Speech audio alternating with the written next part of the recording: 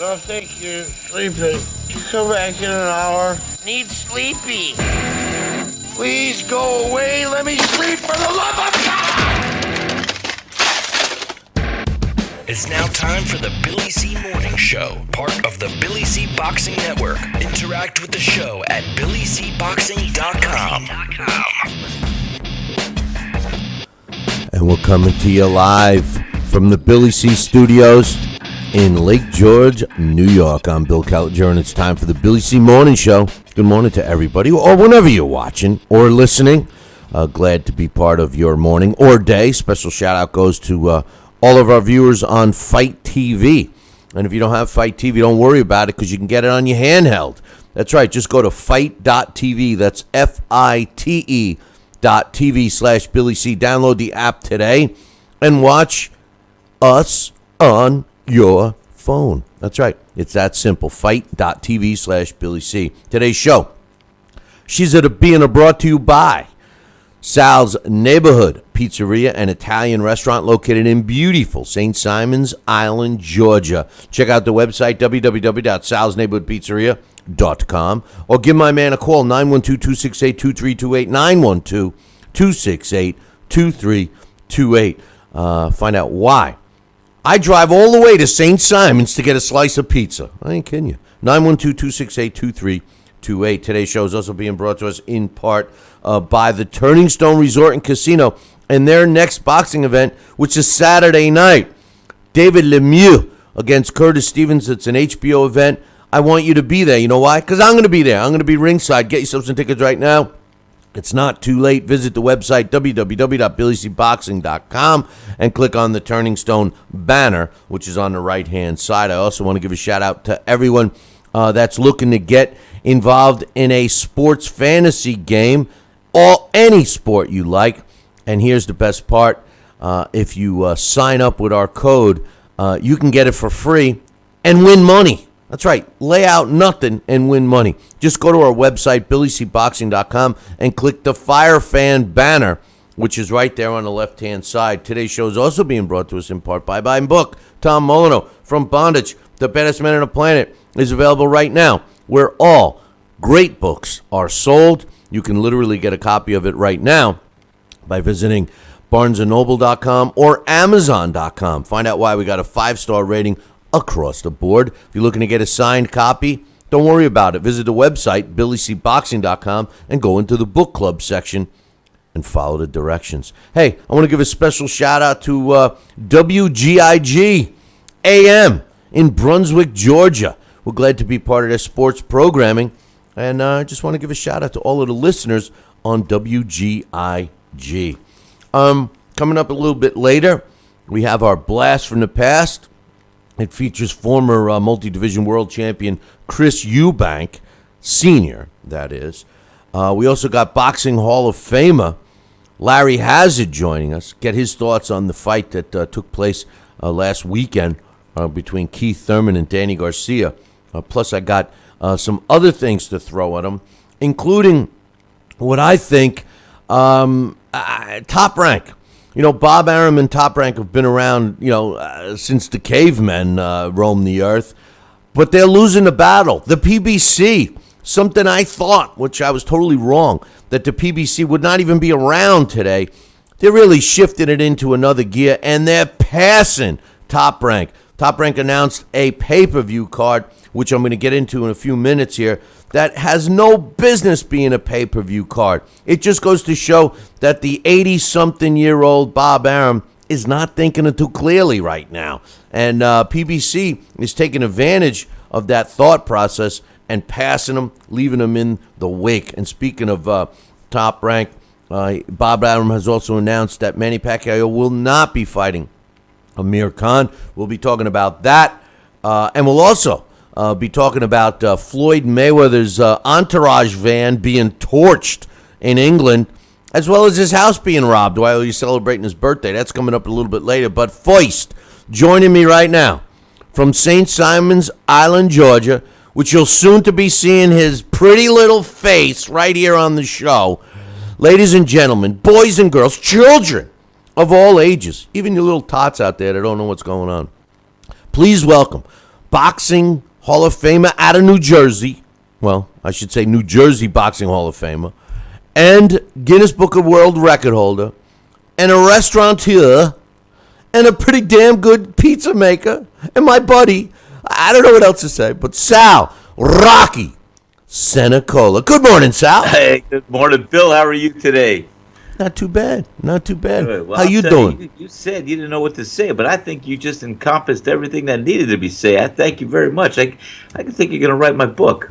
Yeah, well, don't even get me started. I'm supposed to write your book. The only problem is you never give me the information. So I can't I got a lot of information. Yeah, I I'm know. digging it out now. I know. I found old pictures of when I was 15 fighting. They're really good. Yeah, you know, the funny thing is if you don't give me the information, it's going to be a fictional book if I have to do it. But Why not? Hey, you're a funny guy. Hey, listen, some stuff in the news today. First and foremost, Bob Arum has officially announced that the fight that we were talking about between... Now, just remember, Manny Pacquiao was supposed to fight Jeff Horn in Australia. Apparently, they kicked that fight to the curb, and they started running after Amir Khan. It was supposed to take place in Dubai. Last week, Bob Arum said that he did not think that fight was going to take place unless they put up the money, which they did not. And then yesterday, Bob Arum of Top Rank officially said the fight is dead, using his own words. He said it's caddish for the UAE deal. He says, which means it's dead. I'm talking to Manny Pacquiao about another proposal for another fight that will not be Amir Khan. Bob Arum said, and I quote, Khan won't be Manny's next opponent. So we'll have to wait and see what's going on with that. But speaking of Top Rank, Sal, interesting development. They have announced that on April 22nd, they are going to have a fight card. Now, a couple of the fights that are going to be on this card features their some young fighters. Valdez, who's 22 and 0, who's a featherweight, who currently owns the WBO featherweight title, is going to be fighting against Miguel, and he's 22-0 with 19 knockouts, Oscar Valdez, and he's going to be taking on Miguel Mariaga, who's 25-1 with 21 knockouts out of Colombia, and another one of their top fighters in Ramirez, who's I might as well use their first names too, Gilberto Ramirez, which was pretty foolish of me. I apologize for that.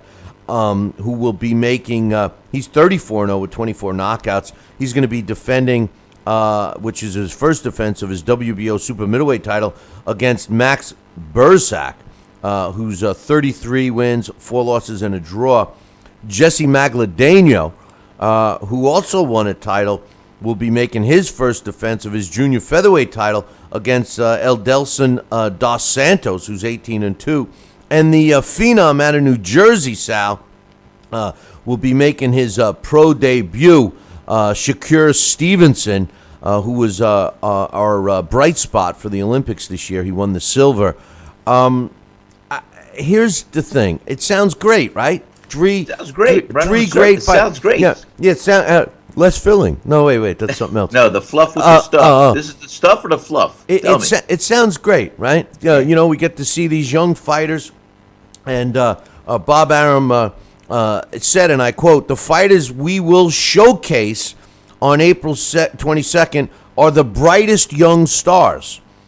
Here's my hang-up. I have no problem with these guys all fighting. But you know what my hang-up is? Go ahead, say what's your hang-up, Billy C. Billy C., what is your hang-up? Funny you should ask, Sal. Funny you should come up with that question. Because my hang-up is, it's a pay-per-view! Forget about it. Can you believe it's a pay-per-view? And you know what, listen, I've come to realize, now I'll be the first to admit that I was wrong so far, because I predicted that the PBC would be long gone by now. Here we are in the first quarter of 2017, and I figured the PBC would be dead and gone. Let me tell you something. The PBC is shifting into second or third gear right now, and Top Rank is just starting up the motors because they're being left behind. We've gotten to see some significant, there's my word of the month, significant fights on the PBC whether it's on Showtime, whether it's on network television, whatever, PBC-based fights have been kicking Bob Arum and Top Rank's butt from here to wherever Bob Arum is residing in Vegas. And the truth of the matter is that this card is not worthy, even close to being worthy of a pay-per-view. The numbers are going to be bad. What's your thoughts on this one, Sal Rocky Senecola? Well, Billy, if you want my thoughts, I'm going to tell you. No, I agree with you 100%. Bob Arum, he was stellar in the 80s. Utilized the skill also with Teddy Brenner as his matchmaker. They were a 1-2 combo. I fought for some of their cards on ESPN and things, and these guys were top of the game, along with Don King, the two best promoters out there. It has gone not downhill totally, but I think definitely has wavered from its original pinnacle on top.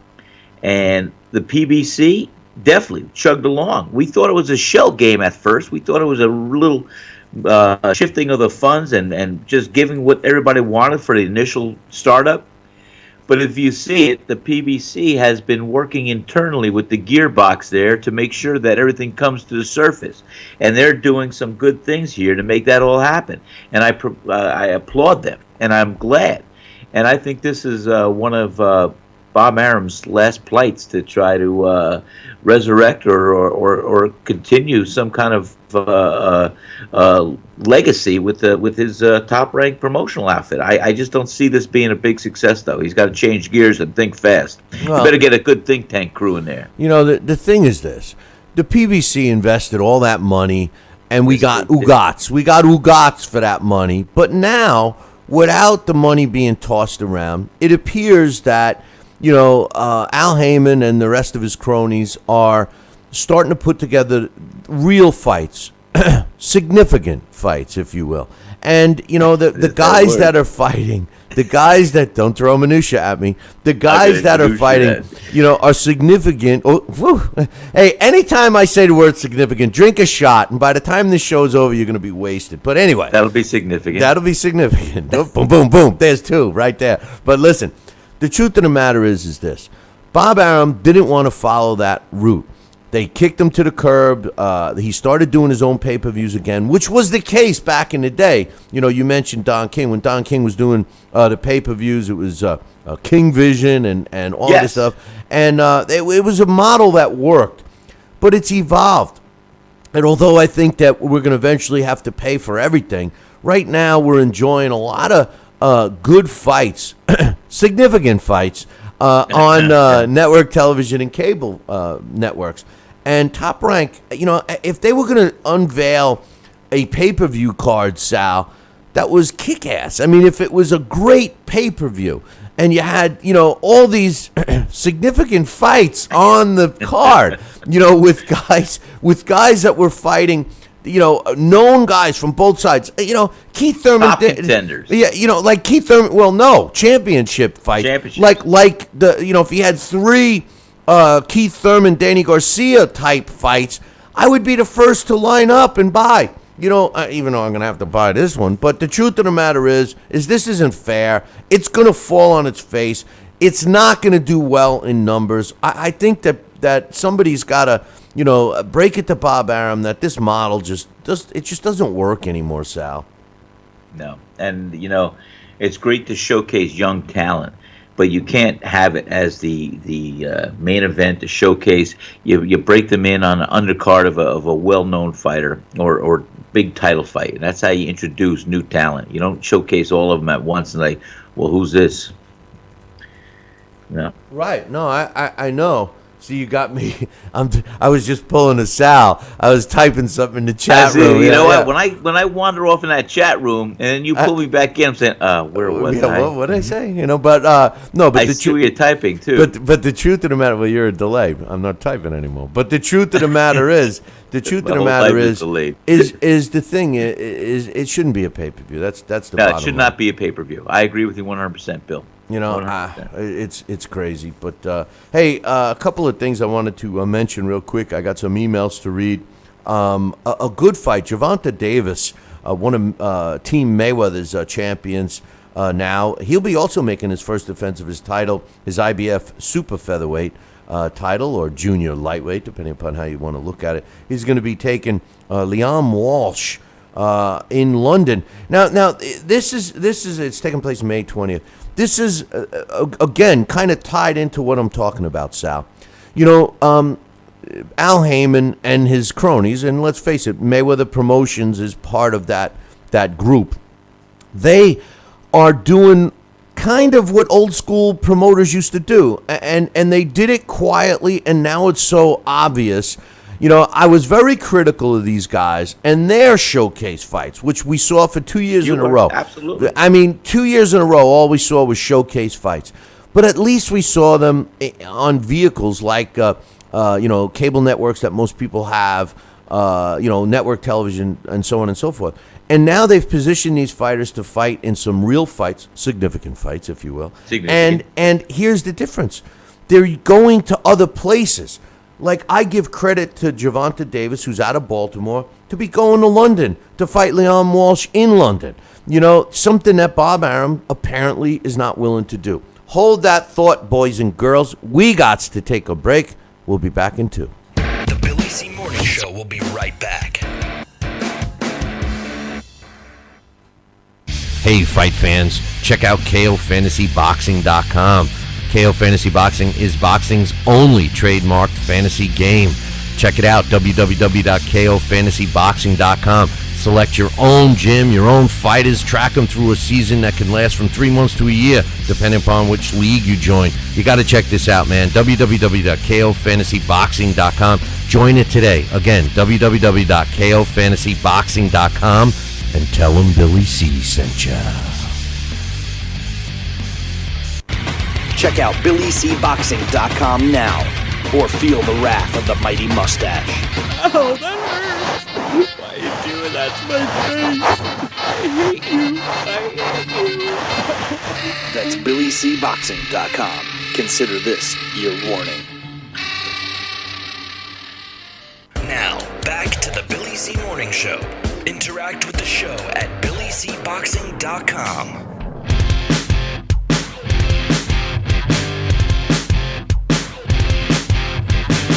And we're back. You're listening to the Billy C. Morning Show right here on WGIG in Brunswick, Georgia. Yeah, we want to give a special shout out to WGIG AM. We're added to their sports programming, and we're proud of it. And with me right now is from St. Simon's, which is right up the street from Brunswick, Sal Rocky Senecola. And my point here, Sal, isn't to beat a dead horse, but the truth of the matter is I have no problem with pay-per-views or the model of a pay-per-view if it's, major fights, fights that aren't showcase fights. Showcase fights, in my opinion, are just that. They showcase a fighter, they promote that fighter in a way where they're trying to gain, a fan base, and I don't think that a boxing fan should have to pay to learn about a fighter. What's your quick thoughts before I get into some emails? No, and like you said, I mean, Bob Arum was genius in the 80s. I mean, I'll tell you, he showed me in a showcase fight on ESPN. It'd be on an undercard, and I was introduced. I made my pro debut on the ESPN fight, and and I had a couple of other fights. So yeah, that was a showcase as I was young and developing. But to throw a fighter out there in a pay-per-view, a new fighter making his pro debut or something else and everything else, not too many people really want to pay for that kind of wait view. a minute. You know what I'm saying? I mean, with all due respect, the fighters they've been around. They've been around. It's not that. That's not the hang-up I have is that they're not in real. On not paper, real fights, right? On paper, for somebody that doesn't really look behind the scenes, it might look like they're in tough, but they're not. And maybe he was genius in the 80s, but he seems to be not so genius when he's in his 80s. So anyway, let's read. That's you funny. like that? You like that, huh? Wow. Hey, But- let's read some emails. Go ahead, let's read My it. man Jesse says, "Hey Billy C, Thurman Garcia was horrible, and I had Thurman winning. Well, I give Thurman credit for going for it in the first, but he should have followed with 2, 3, and 4-punch combos to really hurt Danny Garcia. Danny was hurt a few times, but Thurman didn't follow up with any combinations. Danny's face was all red from getting touched up. This was not a championship bout for history. Danny's not active and he gets hit too much. That's why he started to have defense later in the rounds, because he couldn't afford to get hit easily. Thurman, Bradley, Spence Brook winner, or Manny Pacquiao for Thurman, he says. And Garcia should fight Jesse Vargas, Bradley, or the loser of Brooks Spence, or the loser of Porter Berto. I agree. Keith Thurman did the same thing in some of his previous fights. He goes for the knockout quick, and then he coasts. It gets him the win, which we can't complain about, because in professional sports, at the end of the day, that's all that matters is the win. But it certainly doesn't etch his fight in the history books. It just doesn't. Well, it's in the history books, but not memorable history. He says, how do you see Mario Barros bout? Is he ready to raise the level of competition? Is he ready for names such as Regis Progress, Mike Reed, or Mo Hooker? Yeah, I'm wondering when Barrios is going to fight somebody real. I mean, they've been handing him cupcakes. I mean, he's been eating so many cupcakes, Sal. He's must have diabetes by now. I mean, come on, yes, they need to raise his level. I mean, how do we know how good he is? He keeps a steady diet of cups, man. Cakes, that is. He says, I don't think Erickson Lubin is ready for Charlo or any top 5 fighter. Maybe John Jackson, Tony Harrison, or Willie Nelson. I agree.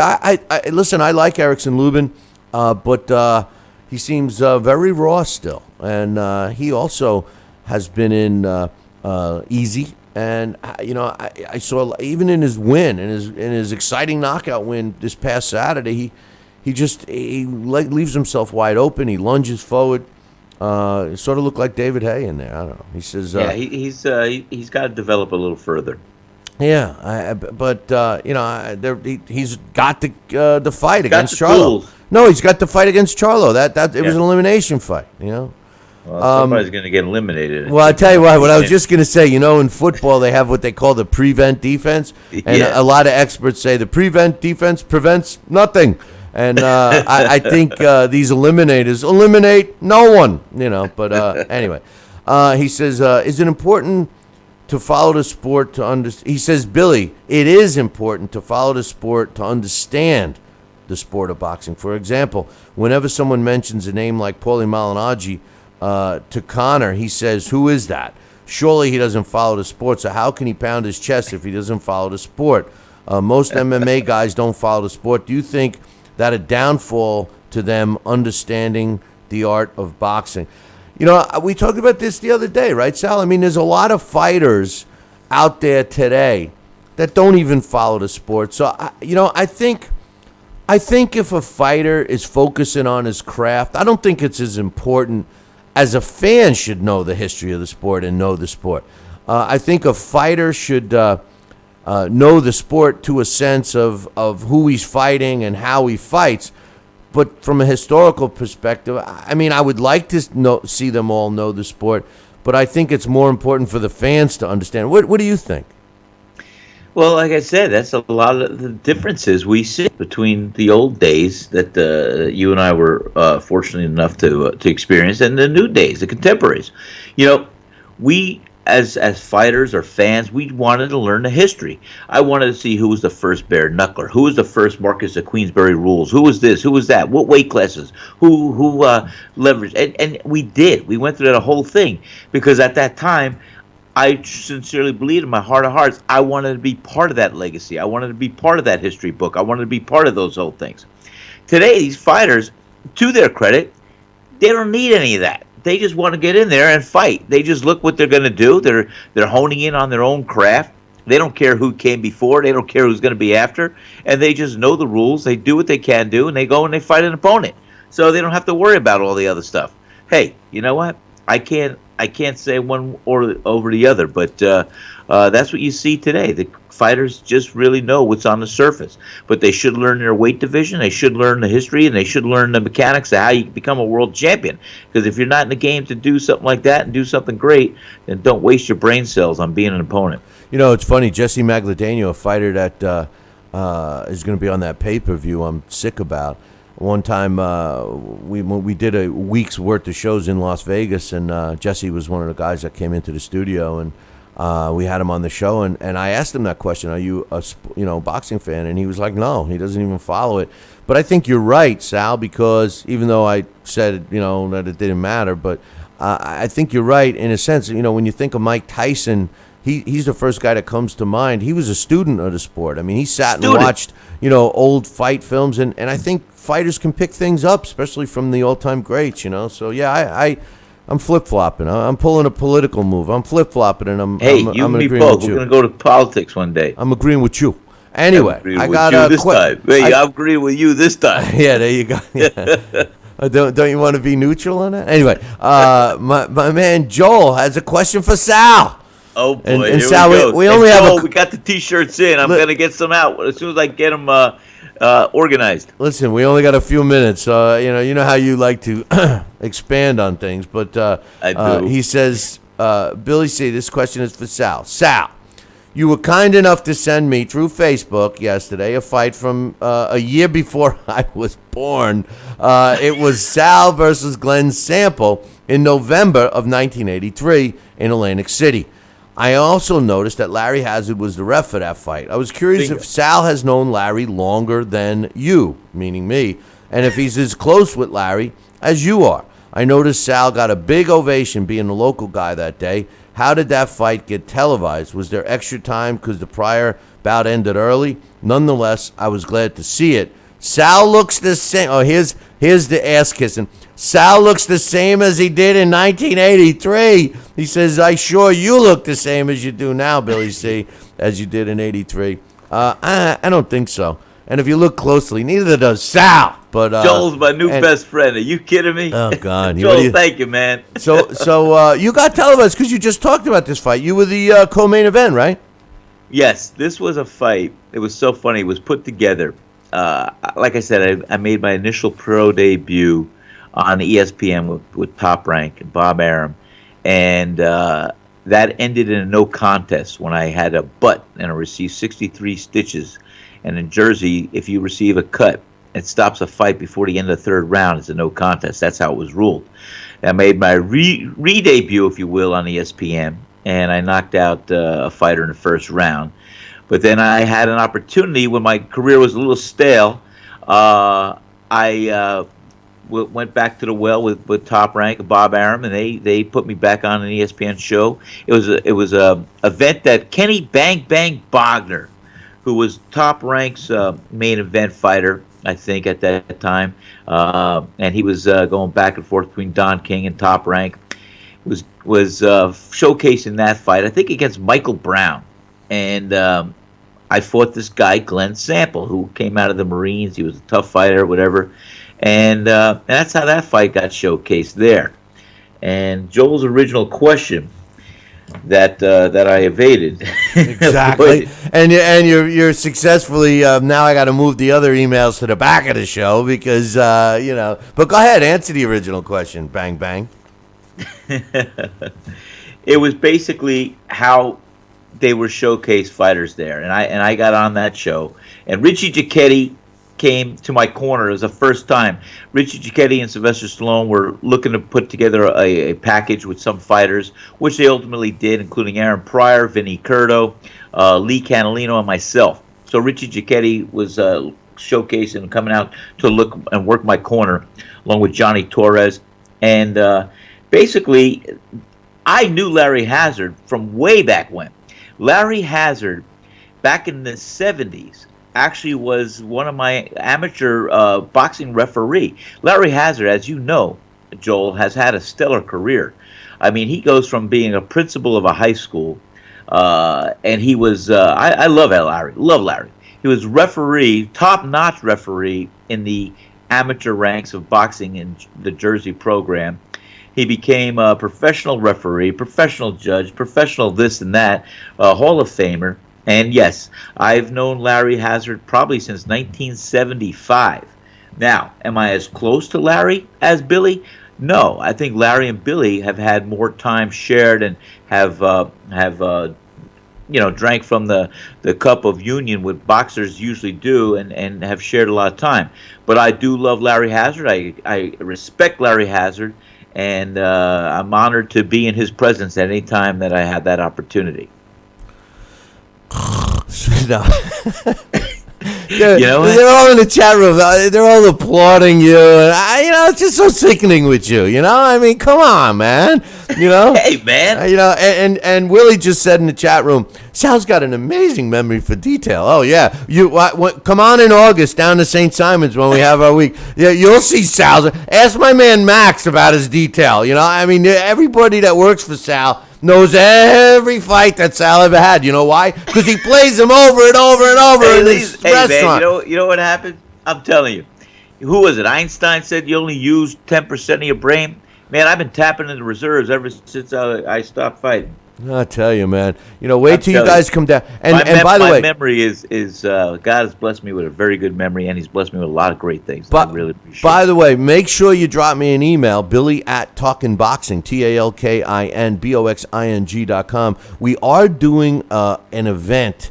It's going to be a week-long event in St. Simon's Island in the middle of August of this year. We're putting some things together right now. Get your name on the list because I'm sure we're going to run out. We're going to be doing a golf outing. We're talking about some memorabilia shows, an exhibition, Sal. And maybe an exhibition. maybe even a pro event that I actually looked into. I meant to tell you about that today. But anyway, hey, listen, I'm going to take a short break. We're kicking Sal to the curb, but don't worry, Sal will be back. He's going to get some more oxygen in. So he can comment. I got some more emails to read when Sal gets back. We got Larry Hazard coming up right now. I'm going to throw some stuff at him. We got our blast from the past today. Joel has requested Chris Eubank Jr., so Alex Perpali will be joining us. We've got a lot of stuff coming up, so don't go anywhere. Sal, we'll talk to you in a little bit. Everybody else, we'll be back in 2. The Billy C. Morning Show will be right back. Hey, fight fans, check out KOFantasyBoxing.com. KO Fantasy Boxing is boxing's only trademarked fantasy game. Check it out, www.KOFantasyBoxing.com. Select your own gym, your own fighters, track them through a season that can last from 3 months to a year, depending upon which league you join. You got to check this out, man. www.KOFantasyBoxing.com. Join it today. Again, www.KOFantasyBoxing.com, and tell them Billy C sent ya. Now let's dig into our archives and hear a rare interview when Billy C. first became the champion of boxing talk radio. Hello, Billy C. As the new champ, can we ask you a few questions? Why, certainly. Okay, your fans would like to know how you and your corner have successfully walloped the competition. We're not ordinary people. We're morons. Anything else? I'm a victim of circumstance. Did your success finally come when you made the show 5 days a week for 2 hours? What do you think? I'm trying to think, but nothing happens. Now, please tell the listeners what you've learned from making it this far. Certainly. If at first you don't succeed, keep on sucking till you do succeed. Great words of wisdom, Billy C. Keep up the great work as the undisputed People's Champion with your show, Talkin' Boxing with Billy C. Any last words to anyone who's listening? This is your fault, you bonehead.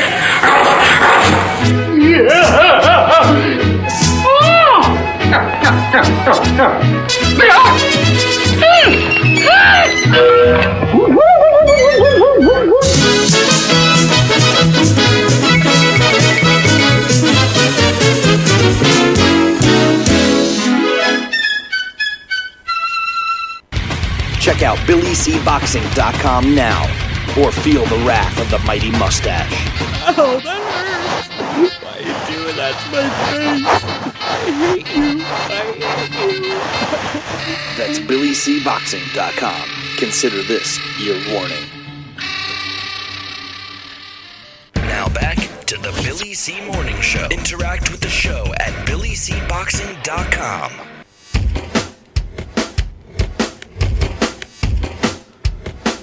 And we're back. You're listening to the Billy C. Morning Show right here on WGIG AM, Brunswick, Georgia. Our newest affiliate. I want to welcome them, and we're glad to be part of their sports programming. And, of course, everyone watching on Fight TV, don't forget to download the app, Fight TV/Billy C. That's Fight, FITE.TV/Billy C. Joining me right now, Boxing Hall of Famer and New Jersey Boxing Commissioner, my man Larry Hazard. What's up, Larry? Hey, Billy. How you? Not too bad, brother. Not too bad. I of course, we're going to talk about the fight from this past weekend, but some stuff came up over the last 24 hours. I want to get your thoughts about it. Now, first and foremost, I will admit that I was wrong. It's I hate the word is very hard to come out of my mouth sometimes, Larry, but I have to do it. I was wrong about the PBC. I figured the PBC would be gone by now. I really did.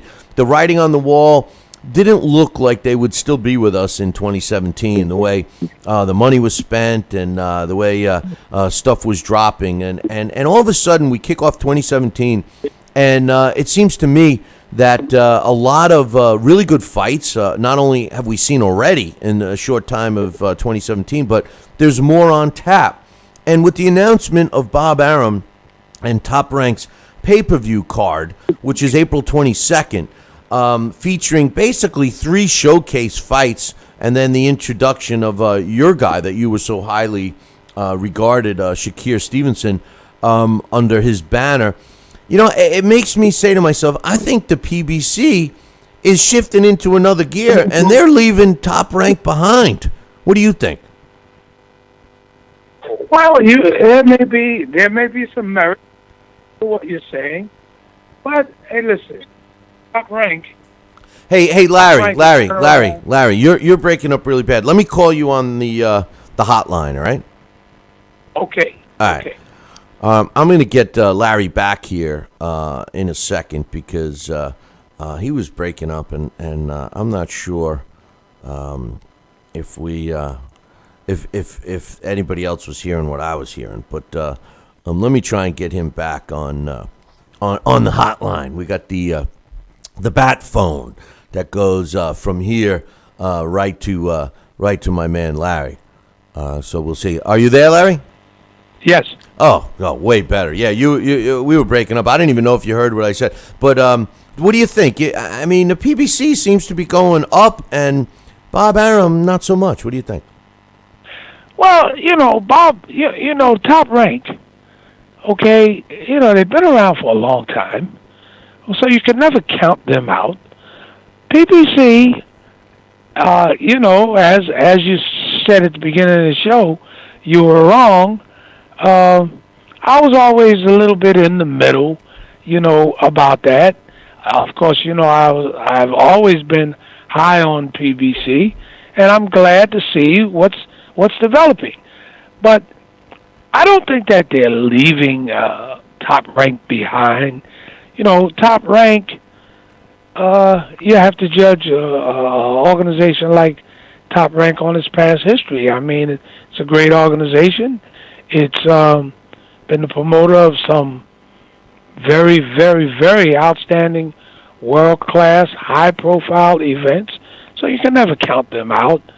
I mean, it's a little wear and tear over the years, but I still think that they are still a very potent force in the sport of boxing. PBC is new to the game, basically. And I think that it is going into another gear. Looks like they're getting more support from the sponsors, and there's some terrific fights that that they're putting forth, and I think that it's great. It's all good for the sport. Certainly last week, free TV, probably the most hyped and most anticipated bout in a long time in that welterweight division. We got to see it, and although it didn't really live up to some of the standards that we had set, but it was still good for the sport. So, it's all good. I think Top Rank PBC, and whoever else can contribute, as long as they're putting the best fighters against the best fighters. And I think it's good for the sport. My point was, I wasn't dissing Top Rank because I agree with everything you said. I mean, they've been around for so long. My point is that whereas the PBC seems to have recognized that, to get to the masses, to reach the masses, you have to make the masses have your fights be accessible to the masses. And yes. I think what Top Rank is doing is what we've complained about over the last 10 years. Whereas, we're always talking about how, oh man, when you used to watch a pay-per-view, 20 years ago or more, you'd look at a lineup that was, turns out to be a historical fight after fight after fight. It starts off at one, you're on the edge of your seat, then the next one's better than that, then the main event lives up to every little bit of the billing. And then all of a sudden we went through this era of pay-per-views that were like showcase fights, fights that we used to see on ESPN, for God's sakes. Right. And now, and that's what we were getting with the PBC. We were getting showcase fights. I use that exact term to complain.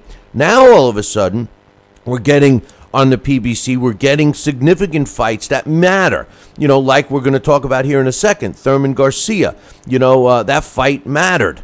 Carl Frampton and Leo Santa Cruz, that fight mattered. We got to see it. Even Deontay Wilder, even though the fight wasn't important, it's still a heavyweight fight that people want to see, and it was accessible to the masses.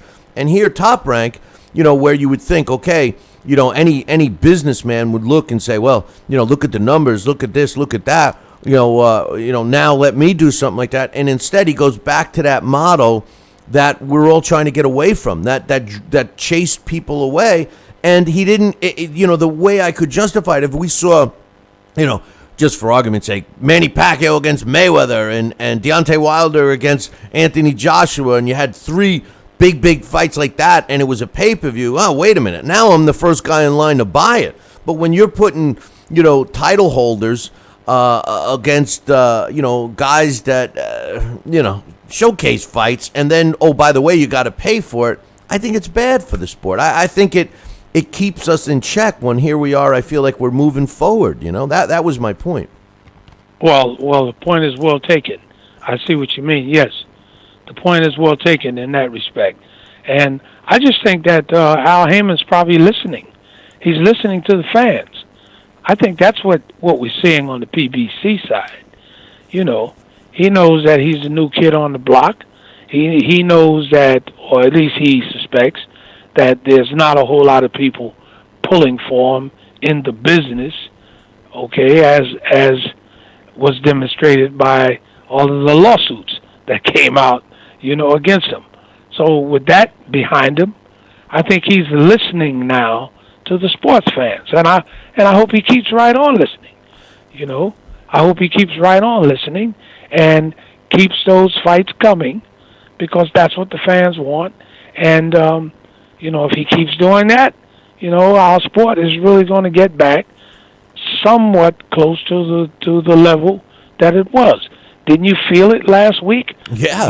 Sitting there, and then you even had plenty of time to talk about it after it was over. 9 o'clock, prime time, everything's over by 11, got a little time to talk and, shoot the breeze on who did this, who did that, and then you go to bed.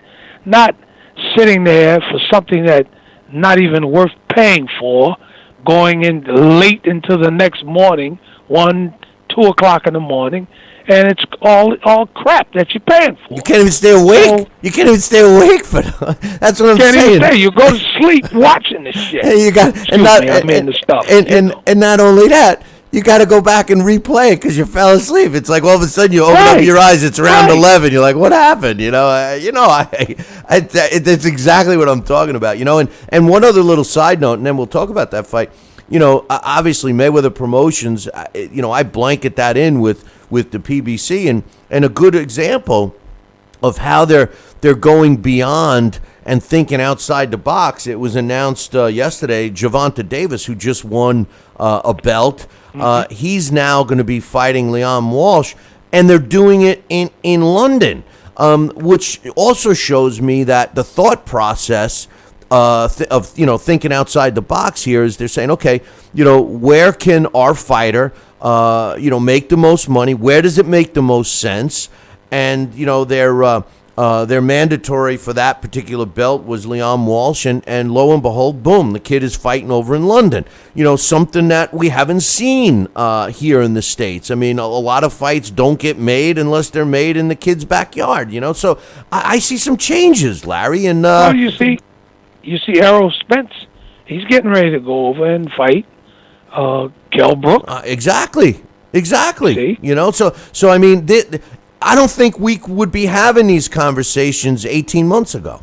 I think that we would have been complaining about who they're fighting. It's like right now, somebody asked me a question. They said, "Who do you think Thurman should fight?" And I'm actually jumping the gun because I want to talk about that. And they had suggested Lamont Peterson. I said, why Lamont Peterson?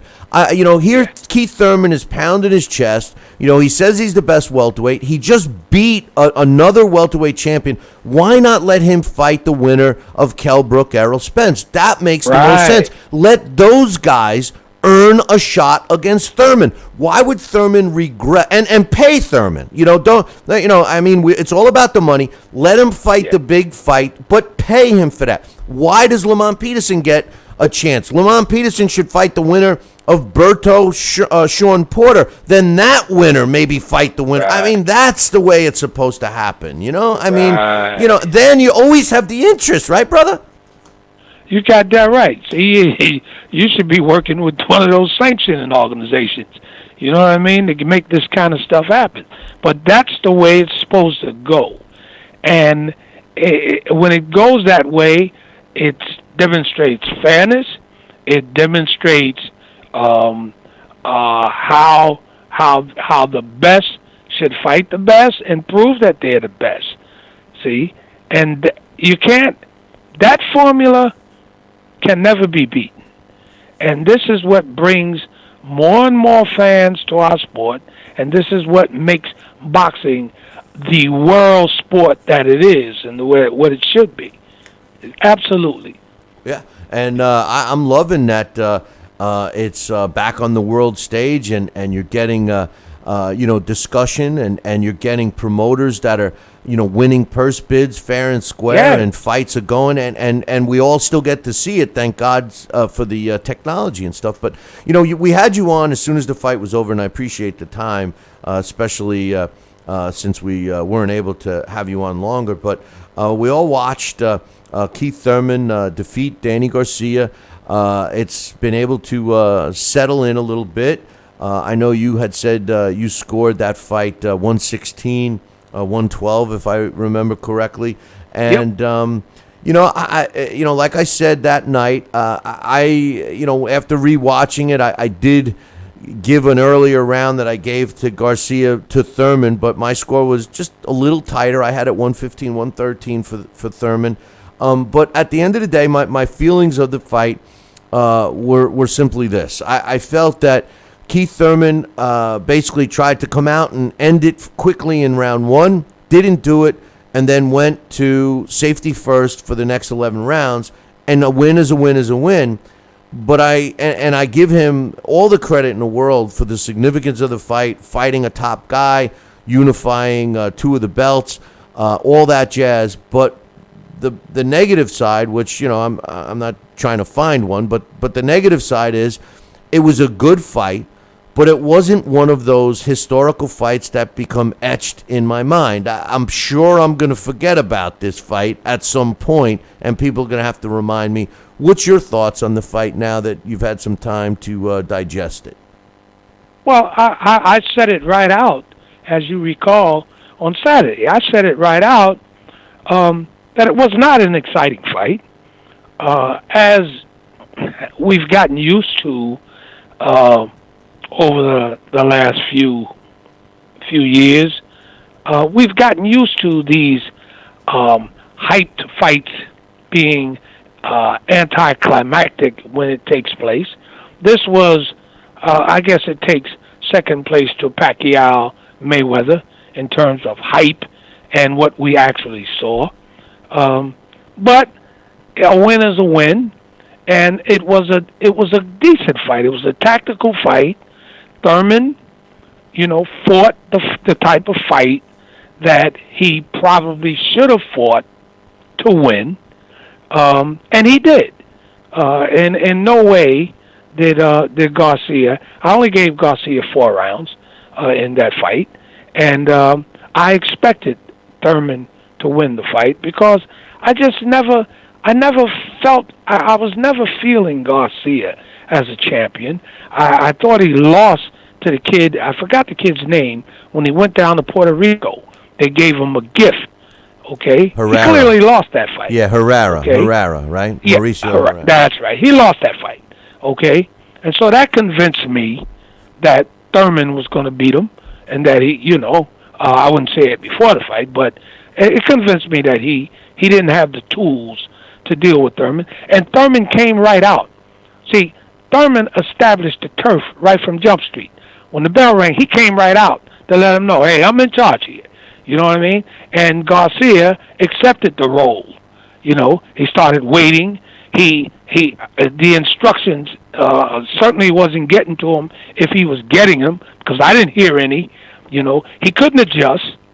All great fighters are all outstanding fighters, because there are very few great fighters today. Okay, he could not adjust. He kept walking straight in. He couldn't cut the ring off, and Thurman utilized his lateral movement. He threw more punches. So I mean, he monopolized the fight in all of the categories. Throughout the fight.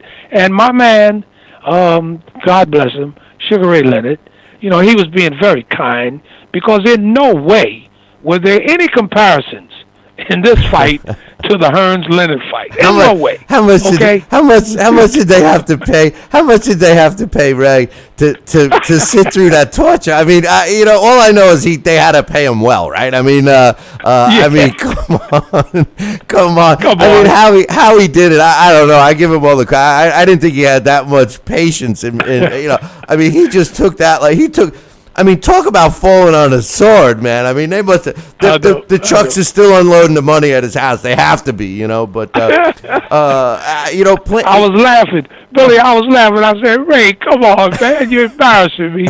Hey, listen, you're not going to find, within the next decade at least, you're not going to find any welterweights that's going to come close to Sugar Ray Leonard and Tommy Hearns, that fight, or individually as fighters. No. Well, the only and I thought Ray was being very, very kind. the only parallel, and I wish he would have just come right out and say it, but like I said, obviously he was paid. He was reading off a prompter or something. but the only thing that you could say was that the parallel was the significance at the time, 2 guys unifying a belt, et cetera, et cetera. Yes. That's it. But as far as how they were that Ronaldo, I mean, geez, I wanted to see Ray. I wanted to see Ray make a comeback right then and put him out. But the other thing I'll say, and I actually have a comment about Ray. But another thing I wanted to say, just to reiterate what you're saying about the Thurman Garcia fight, was that Danny Garcia had no plan B. And you were 100% right. There were no instructions coming from Angel in the corner, but they never went to Plan B. Keith Thurman didn't have to go to Plan B. Plan A was working. Danny Garcia needed to go to Plan B because his Plan A wasn't working. I mean, he was in robot mode. He was in let me survive the fight mode. And it just never changed, and it had to. For them to turn that fight, he had to take some chances. And again, this is what's happened to the sport. It's safety first, But anyway, somebody said to me, why don't you give Thurman the credit? He's on top and everything. And I said, well, one of my things, and I use Sugar Ray Leonard as an example. I said one of my hang-ups is Keith Thurman pounds his chest. He says he's the best, and all during the lead up to this fight, They're in each other's face. I'm gonna knock you out. I'm gonna do this. I'm gonna do that. I'm gonna hit you so hard your next kid's gonna be born dizzy. You know, I mean, all this stuff, right? And then the bell rings, and they're safety first, you know. And then they're hugging and kissing after the fight. And I thought they were gonna go get a hotel room. And you know, I said, well, Muhammad Ali, he talks smack. I said, well, here's the difference. I said, you know, if Muhammad Ali talks smack, he backed up what he said. And if he said he was going to do this, that, and the other thing, he did it in the ring. I said, if Keith Thurman is going to fight safety first, and a win is a win, which is all that matters in professional sports, then why not rip a page out of Sugar Ray Leonard's book? Sugar Ray Leonard never said how he was going to do something. He always just did it.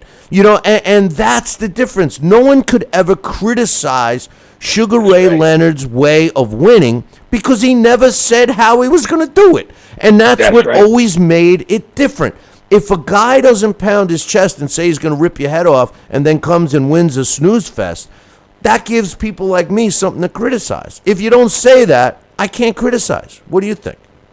That's a very good point. That's a very good point. He never said how he was going to beat Marvin Hagler. He just said he's going to win. Okay? And he did exactly that. But that is an excellent point that you make. You know, these guys beat their chests all through. You know, you got to separate them at the press conference. You know, look at Garcia's father. He's writing tickets. You know, but the kid is the guy that's got to go out and cash them in, you know, at the press conference and all kinds of hoopla. And then when the bell rings, safety first, like you said. You know, so that's a very good point. A guy like a great fighter, now you're talking about a great fighter like Sugar Ray Leonard. He never talked about how he's going to win. You know, he just goes in and wins. Right. And you can't criticize him. You can't.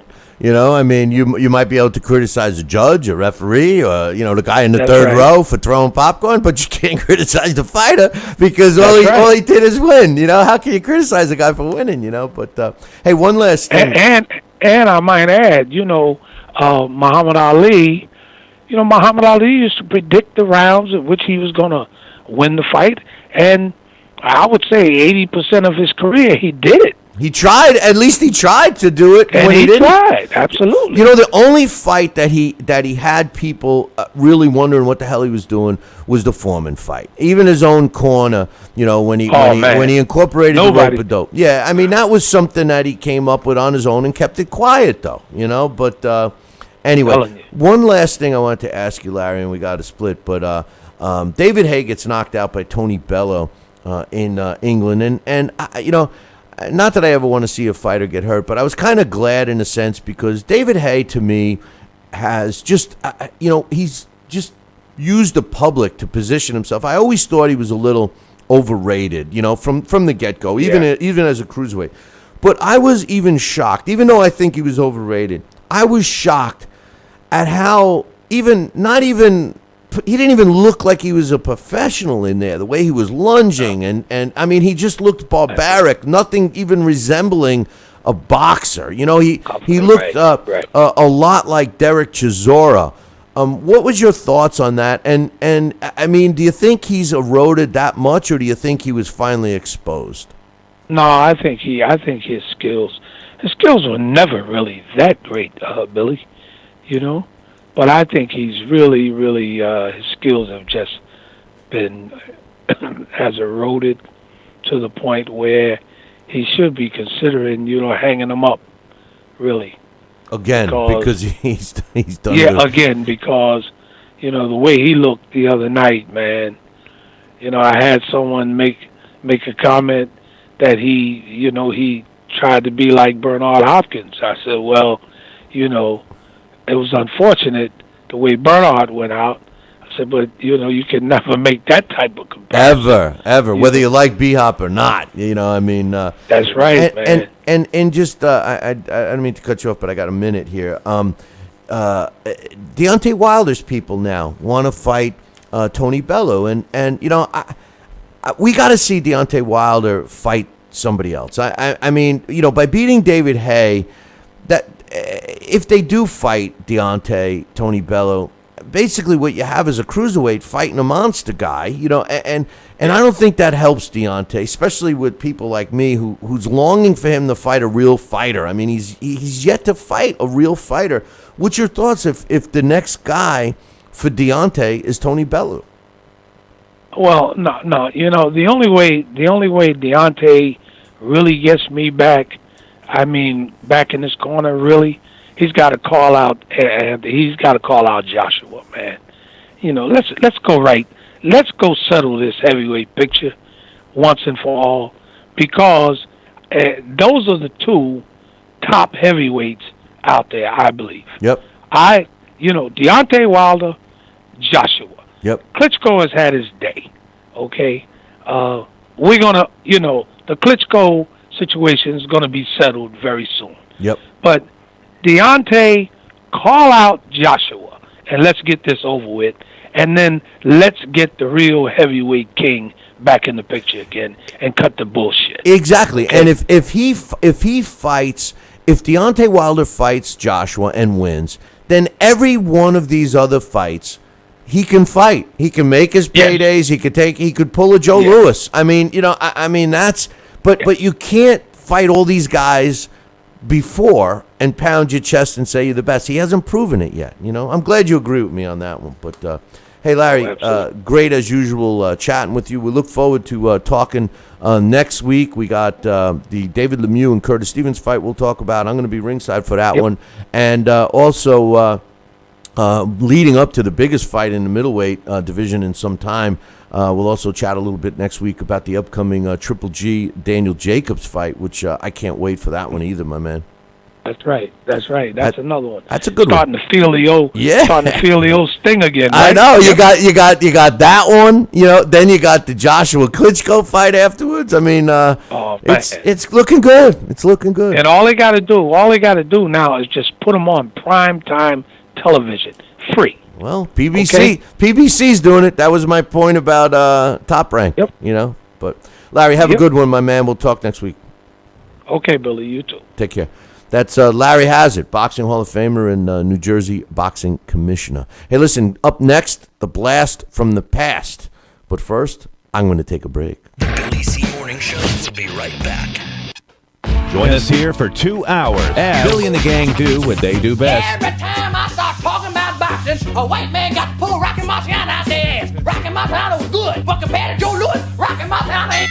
Beat Joe Louis's ass. Joe Louis was 75 years old when he fought. Huh? What? We're supposed to be talking boxing. It's Talking Boxing with Billy C. Hey, fight fans, check out KOFantasyBoxing.com. KO Fantasy Boxing is boxing's only trademarked fantasy game. Check it out, www.KOFantasyBoxing.com. Select your own gym, your own fighters, track them through a season that can last from 3 months to a year, depending upon which league you join. You got to check this out, man. www.KOFantasyBoxing.com. Join it today. Again, www.KOFantasyBoxing.com, and tell them Billy C sent ya. Check out BillyCBoxing.com now, or feel the wrath of the mighty mustache. Oh, that hurts. Why are you doing that to my face? I hate you. That's BillyCBoxing.com. Consider this your warning. Now back to the Billy C. Morning Show, part of the Billy C. Boxing Network. Interact with the show at BillyCBoxing.com.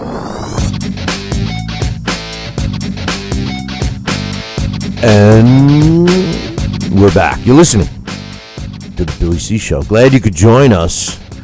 And I'll tell you, it's every week we have a segment that you guys like. We've been actually doing this segment. Our show now is in our 14th year. Can you believe it? 14 years. And for at least 12 of them, we've been doing this. Blast from the past. We shine the spotlight again on fighters from years past. Top-ranking heavy. Joe Louis is the leading contender. Joe Frazier with a left hook. Good right hand thrown by Foreman that time. Look at that left hook. Belt that goes to Ray Mancini. It's Blast from the Past on Talkin' Boxing. And this week's Blast from the Past, which is being sponsored by the Title Bout Championship computer game. Get yourself a copy right now. Visit our website, www.billycboxing.com, and click on the Title Bout banner, which is on the left-hand side. And the championship, I'm sorry, and the Blast from the Past is also being brought to us by KO Fantasy. Boxing.com. Check it out, www.kofantasyboxing.com. This week's Blast features, as per request, by the way, we're doing requests. We got a couple in the tank, so if you want a specific fighter talked about, just drop us an email, billy@talkinboxing, TALKINBOXING.com. This week, Joel requested Chris Eubank Sr. as our Blast from the Past, and joining us right now to tell us all about Simply the Best, which was his nickname, Alex Perpali. What's up, Alex? Good morning, Billy C. How are you? I'm doing pretty good. The sun is shining right now out here, and it went from being freezing cold to it looks like I'm going to be cutting my lawn soon. What the hell? What's going on with the weather, man? It's crazy, right? Yeah, it sure is. So's this Blast. It's raining here. It's raining? Yeah, it was raining last night and this morning, but all of a sudden now it's looking out the studio here, and it's looking nice. But I got to go shoot some squirrels. But anyway, Chris Eubank Sr., Simply the Best, is our Blast from the Past today. Tell us about this chat. Yeah, Chris Eubank Sr., a very popular fighter in the UK, and a very talented guy, eccentric guy, interesting guy. One of those guys that I think, was, you either loved him or hated him, I think, was probably pretty safe to say, because he could be pretty arrogant. In some ways he did have a humility to him, but it was maybe an acquired taste. I'm not sure, because, he certainly backed up at least his toughness, that's for sure. So I think that he, and interestingly, the fans did seem to love him a lot more as he got deeper into his career.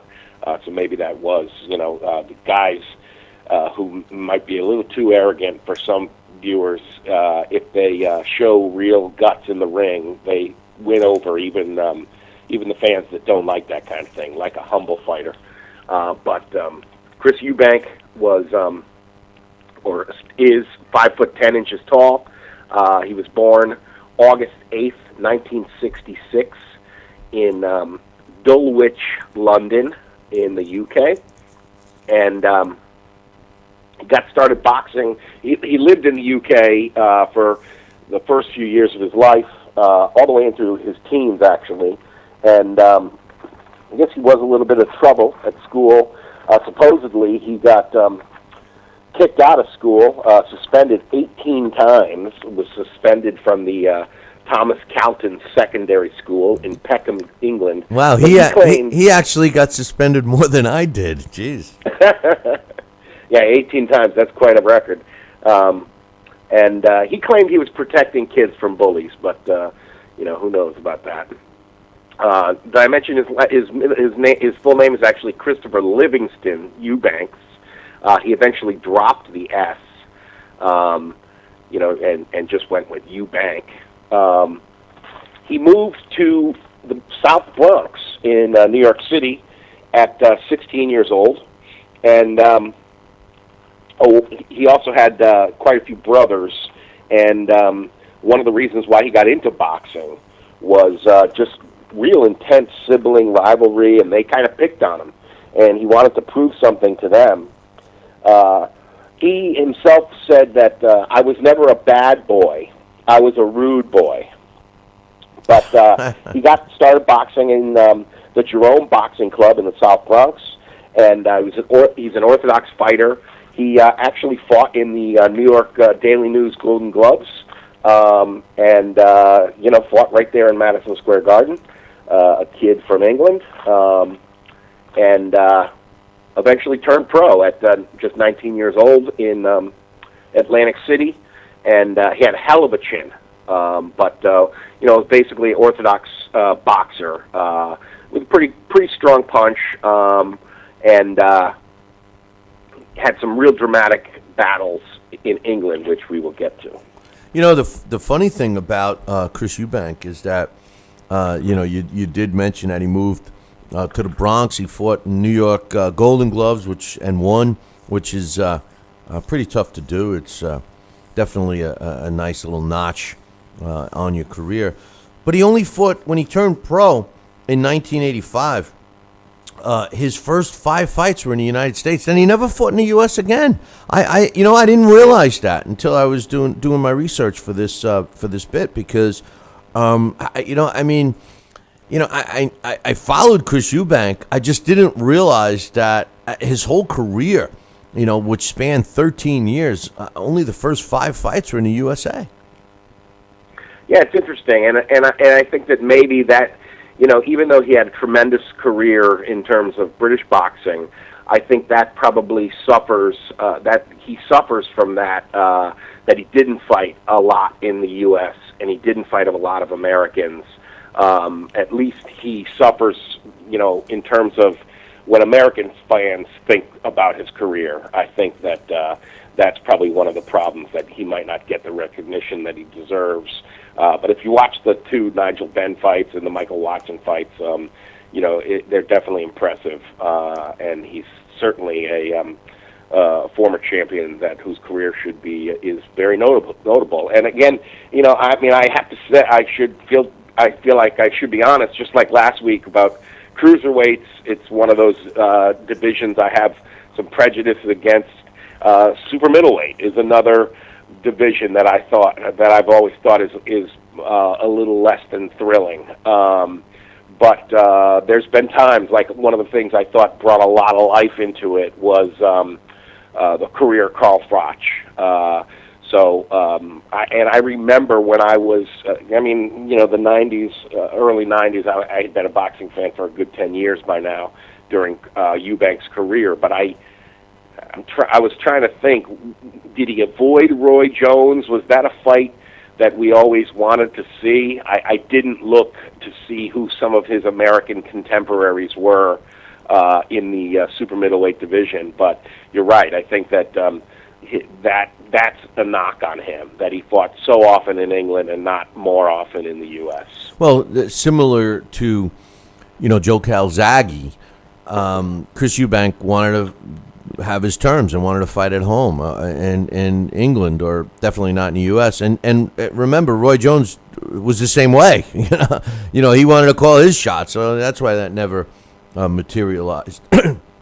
And you got a good memory, Alex. Not quite Sal Senecola type, but you're pretty good with the memory, So I know Sal can remember each leaf of his tomato garden as they were growing. But this guy, I agree with what you were saying about maybe a lot of people here in the States don't remember him. But when you do look at his resume, although a lot of the fighters weren't world renowned, they all were, especially after he won the titles. Now, he was a middleweight champion too first before he moved up to super middleweight.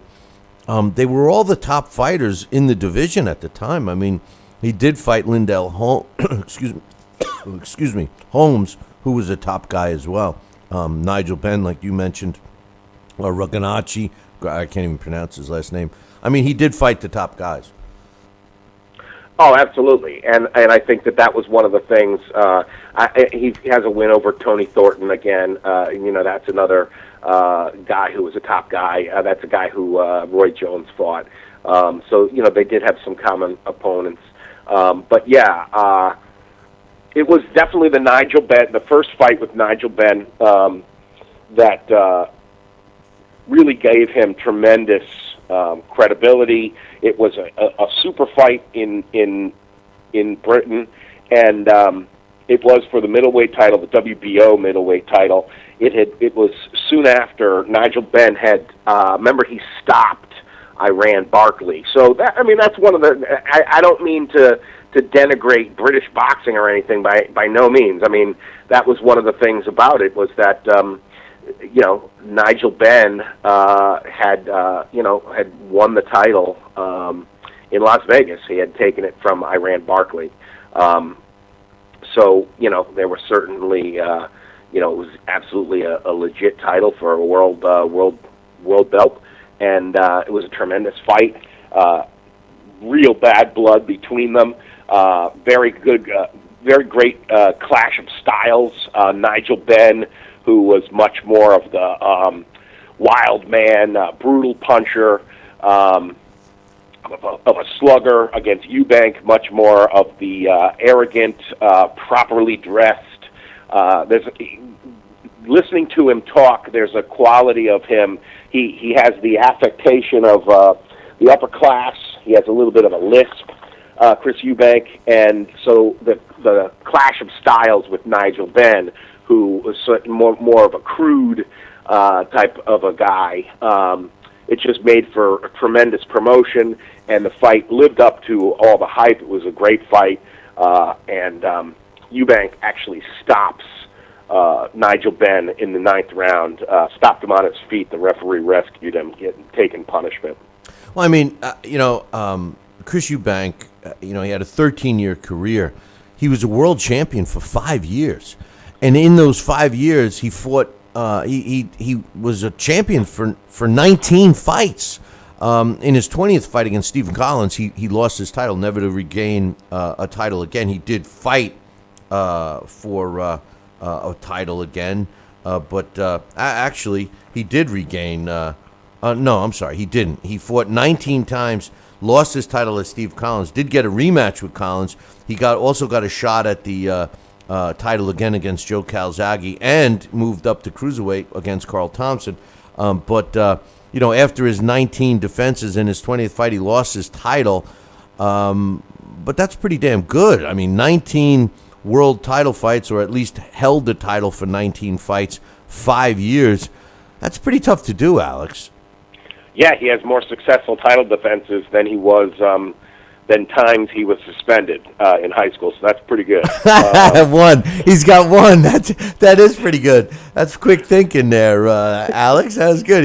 He had more title fights than the times he was suspended. That's good. But his style, he was a bit of an eccentric. But I think you were right when you said you either loved him or hated him, because that's kind of what he wanted, and he's kind of passed that on to his son too.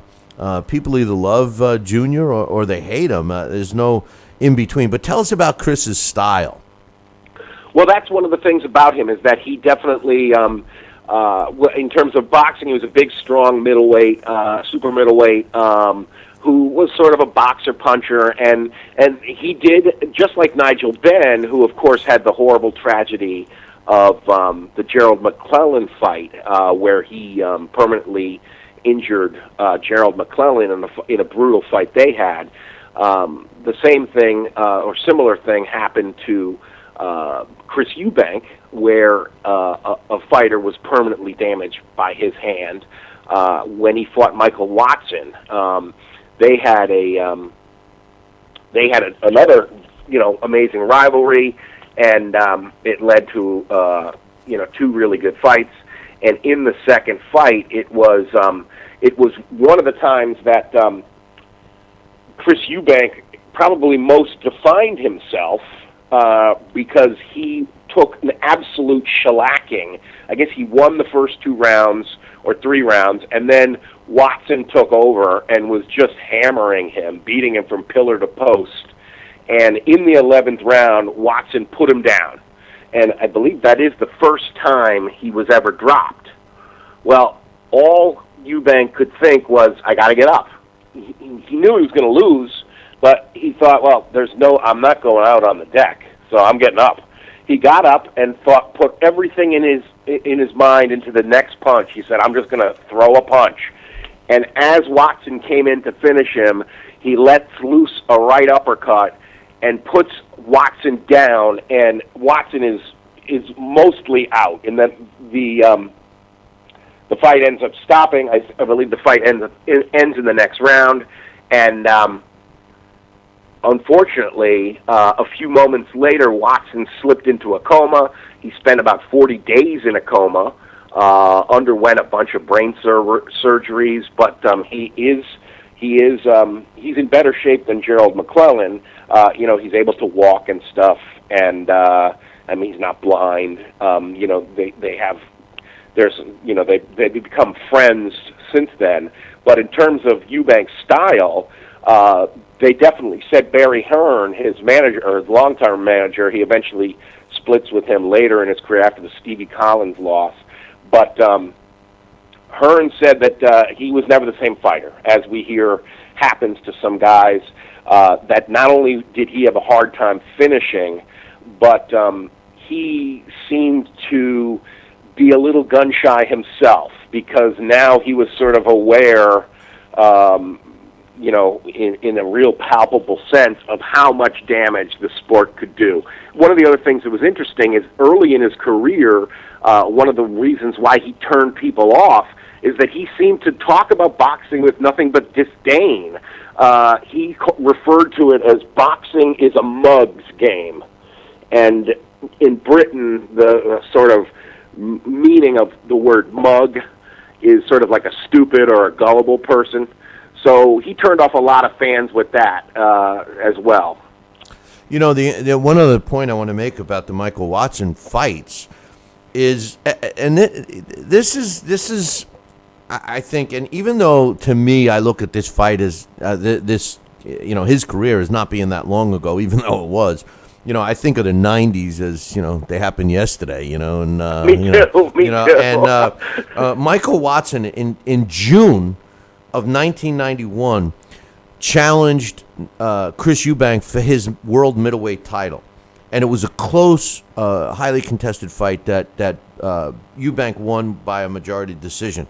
3 months later, almost to the day, it was June 22nd, the first fight, and then September 21st, same year, 3 months later, both guys move up and fight for the vacant super middleweight title. So I find that kind of fascinating that, a fighter vacates a title or decides to move up in weight, fights the same guy, and it's 3 months later. Nowadays, if a fighter fights twice in a year, that's good. If they fight 3 times in a year, people are wanting them to get Fighter of the Year award, and here's a guy as late as the 90s, fighting 3 months later, moving up in class and fighting the guy that he just had a real close fight with. You got to give both of them a lot of credit for that. Yeah, definitely. And I think the thing that's interesting about it is that as a fan following the sport back then, at that time I was in college, 91, there was no, internet was something that was very limited. There was not 24-hour coverage. You couldn't follow your favorite fighter on Twitter. There was no Twitter.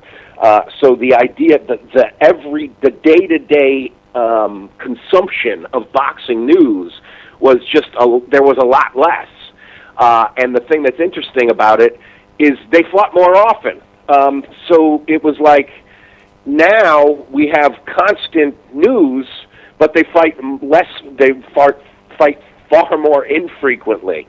So it is sort of interesting that I guess that's what's supposed to keep you tide you over for the fights is you follow a guy on Twitter. And there's less fighters. Yeah. Chris Eubank fought and lost his first time against Steve Collins in 1995. He would subsequently, he had 5 losses in his career, and he would subsequently lose the next, his next 4 losses all came over the next 3 years, and he lost his last 3 fights in a row. Joe Calzaghe for, again, the vacant super middleweight title. That was his last hurrah, really. Then he moved up in weight and fought back-to-back fights with Carl Thompson, losing a 12-round decision in what he thought was a closer fight than the judges thought. They set up the rematch in July of 1998, and Chris Eubank suffered his first knockout defeat when he couldn't continue, and that pretty much ended his career. But Chris Eubank definitely had a decent career. Do you see this guy in the Hall of Fame? In terms of British boxing, he's certainly, if not definitely one of the more popular guys, and definitely a top guy, like you mentioned. All those title defenses, that's a terrific record. All those championship title defenses is, nothing to sneeze at. I think it would have to be a year where there wasn't, a big name star. I mean, they only do 3 guys a year, so it would be a tough shot for him to get in. But yeah, one of these years, I could see him getting in. Chris Eubank. I mean, when you look at what's his record against other Hall of Famers, Nigel Benn, I don't believe is in the Hall of Fame, and the only other one is Joe Calzaghe. And he lost to Calzaghe. So, I mean, that's not the only measure of a Hall of Famer. It seems to be lately, and I think that needs to be revisited. I mean, Marlon Starling, I strongly believe Marlon Starling should be in the Hall of Fame, and he came up short. Fighting Hall of Famers and going the distance and putting on good fights should account for something. But how did he do? Just in the difference between Marlon Starling and Chris Eubank, Marlon Starling was an undisputed welterweight champion. Eubank was not an undisputed world champion. So to me, that's one measure right there that's different. True. But Marlon Starling. One thing that I think that is very interesting is he certainly was, his own guy, and he's unique in terms of Chris Eubank. And one of the things that I thought was interesting in terms of just like what motivates fighters, that idea of sibling rivalries. Me and my brother, we've always been very tight, but there's times where we fight, where it's vicious, at different times in our lives. And that sense of sibling rivalry does motivate the two of us. And to think that he had, brothers who actually bullied him, and it wasn't until after his victory over Nigel Benn that he said, I had won what I always wanted from my brothers. So I thought that was sort of interesting in terms of like what makes a fighter tick, where they get this sense of competitive spirit and stuff. I thought that was very fascinating. That it starts, it could start right there in your family. Well, hey, I saw you and your brother almost go to blows. Which pizza was better? Yeah, there's been a lot of fights over food. Are you kidding me? I almost stabbed him in the head one time over a peanut butter fluff sandwich. There you go. Well, people don't understand what it's like to grow up in an Italian family. Of course, you stab your brother to get the friggin' food off the plate. But Chris Eubank, though, the one thing that I think is, like I said, he was a world champion for 5 years, 19 fights worth. That's pretty tough to do in any age. But how did he fare? Absolutely, and I think like you mentioned, the fight with Carl Thompson, his last fight, was a brutal fight. He did take a shellacking in that fight, but that was the end of his career. He is quite intact. He's very intelligent. And like I said, there is an arrogance about him. But if you go on YouTube, there's quite a few different interviews he's done. He's certainly not shy about talking about himself and his career, and he's very interesting interview. And in 2003, he actually he has become more controversial in sort of talking about world events. He met Mandela at one point, and in 2003, he drives a large.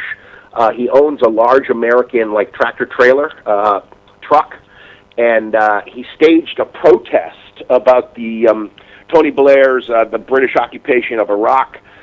In October of 2003, he went to 10 Downing Street, which is there, 1600 Pennsylvania Avenue, and made a protest there in front of the Prime Minister's home.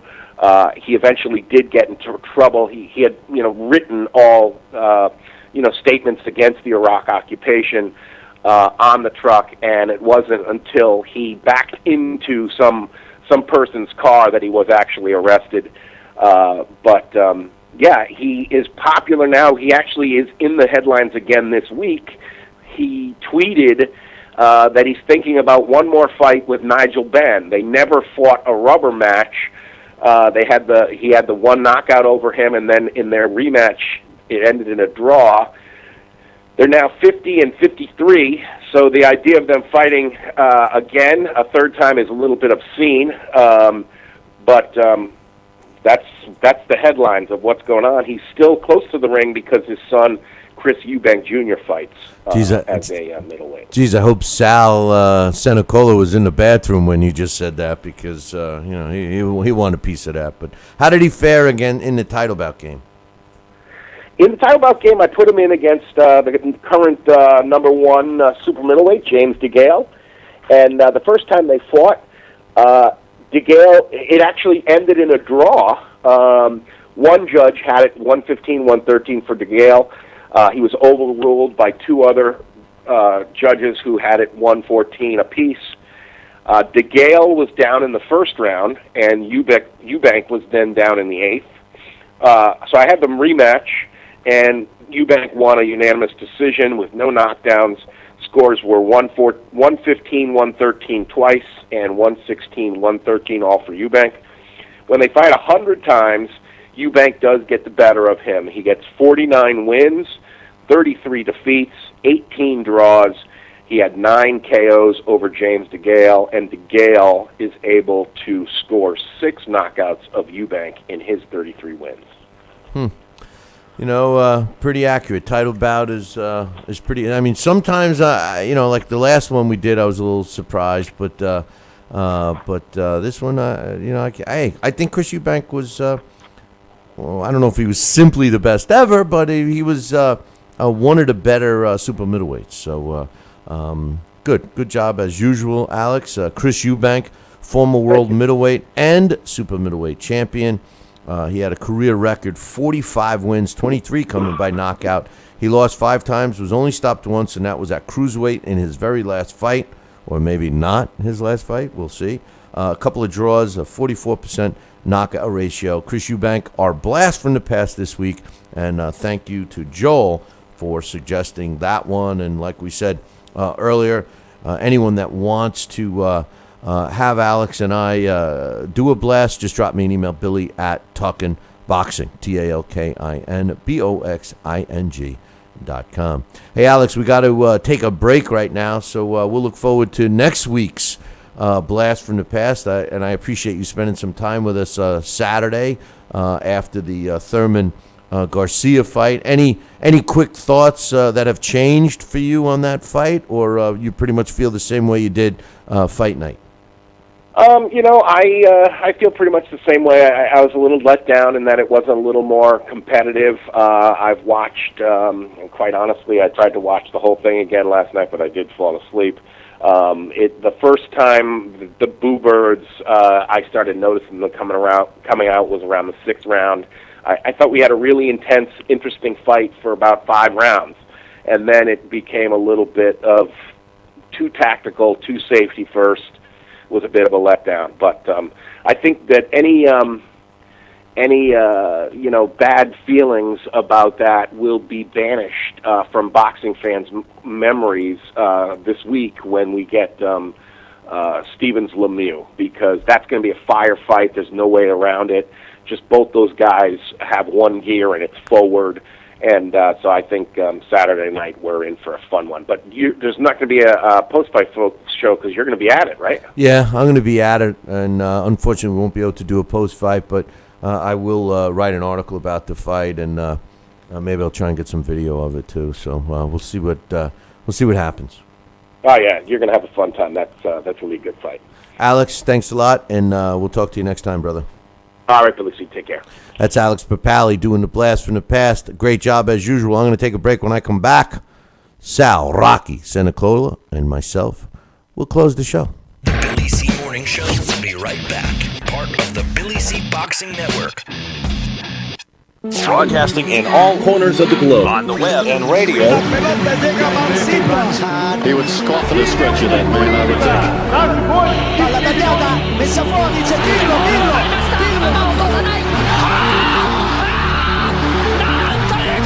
You're listening to Talkin' Boxing with Billy C. From upstate New York in the good old US of A. Boxing is here to stay because we are here to stay. The best 2 hours of boxing talk on the airwaves.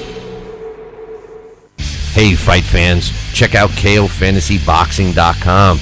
KO Fantasy Boxing is boxing's only trademarked fantasy game. Check it out, www.KOFantasyBoxing.com. Select your own gym, your own fighters, track them through a season that can last from 3 months to a year, depending upon which league you join. You got to check this out, man. www.KOFantasyBoxing.com. Join it today. Again, www.KOFantasyBoxing.com, and tell them Billy C sent ya. Check out BillyCBoxing.com now, or feel the wrath of the mighty mustache. Oh, that hurts. Why are you doing that to my face? I hate you. That's BillyCBoxing.com. Consider this your warning. Now back to the Billy C Morning Show. Interact with the show at BillyCBoxing.com, part of the Billy C Boxing Network.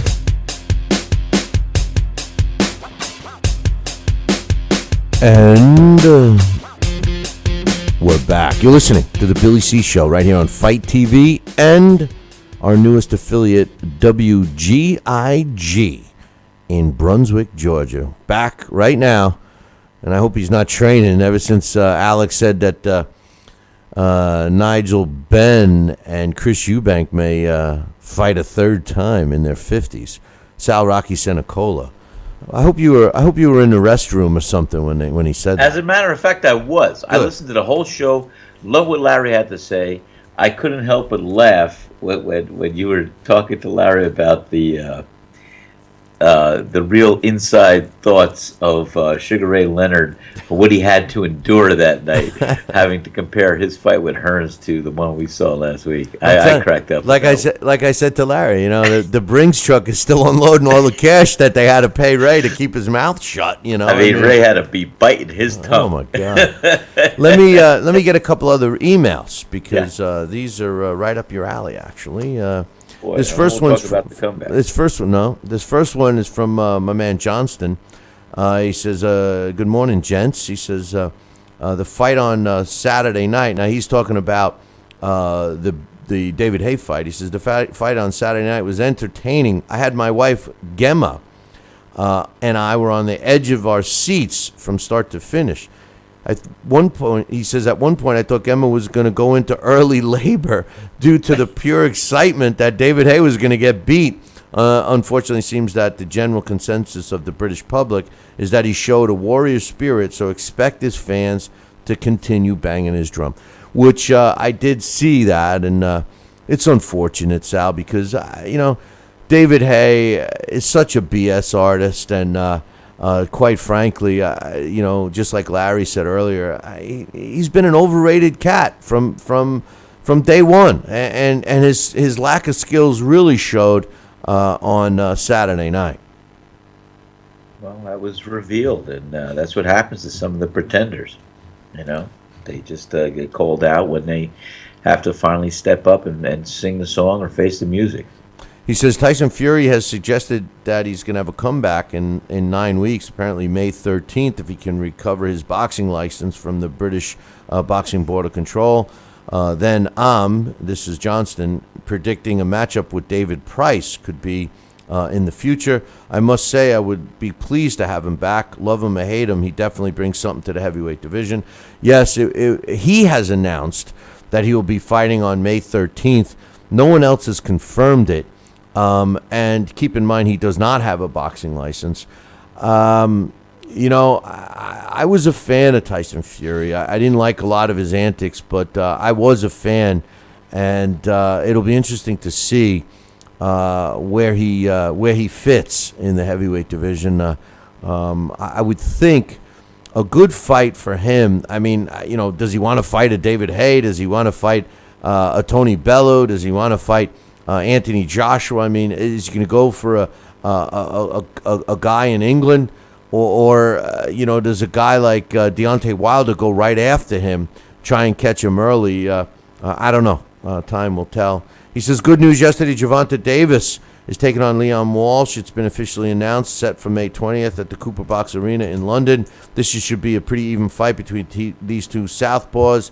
Walsh is 30 years old, slightly taller, has more experience, 136 rounds under his belt, but Davis showed a lot of potential in his last fight when he captured the IBF World Super Featherweight title against Pedraza.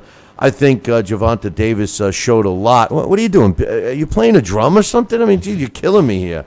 Sorry, man. You know what? I was typing on the keyboard at my microphone, and I guess it's too close to it. Yeah, well, man, I got to move that mic. Stop Sorry. using your feet. Yeah, go to the chat room. Anyway, yeah. Anyway, Pedraza was a tough fight. Davis beating Pedraza showed me a lot. And Leon Walsh is going to have his hands full, I think. I think Gervonta Davis is the real deal. Thanks for the email, Johnston. And you could check out Johnston's column. We have him up on BillyCBoxing.com. He's now covering the British boxing scene for us. Finally, my last email.